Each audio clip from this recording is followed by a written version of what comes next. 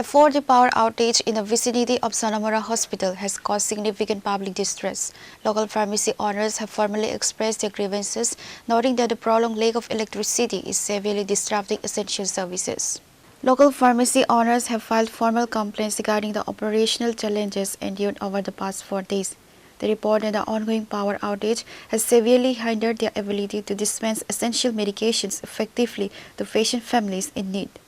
রাস্তাটার সমস্যা তো আর এখন তো বর্তমানে যে ইলেকট্রিক সমস্যা আছে 4 দিন ধরে আমাদের এখানে কারেন্ট নেই। অ্যাকচুয়ালি আমাদের তো ইমার্জেন্সি সার্ভিস করতে হয়, আমাদের নাইট করতে হয়। তো নাইট করতে গেলে আমাদের রাত্রেবেলা নাইট করতে হয় ইমার্জেন্সি ওষুধ। হ্যাঁ, এখন দেখলো মনে করেন আপনি মনে করেন দেখলো এবিল আমি দিয়ে ওদের অনডেম।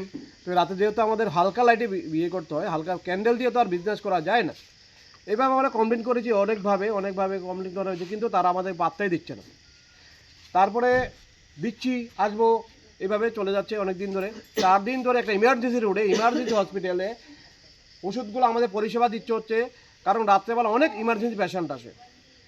আপনারা দেখবেন প্রেশারের ওষুধ দিতে গেলে ঘুমের ওষুধ চলে যায়। তো রাত্রেবেলা প্রেশার ওষুধ দিতে গেলে যদি এইভাবে হালকা লাইটে আমরা ব্যবসেন্স করতে পারি না, তারা আমাদের কোনো পাত্তা দিচ্ছে না। রোগীর সেবা দিতে গেলে আমাদের নিজের প্রবলেম হয়ে যাচ্ছে। এক্সপায়ারি মেডিসিন থাকতে পারে, আমরা যদি দিতে গেলে এটা এই মেডিসিন ওই মেডিসিন আমাদের বিপদ হতে পারে।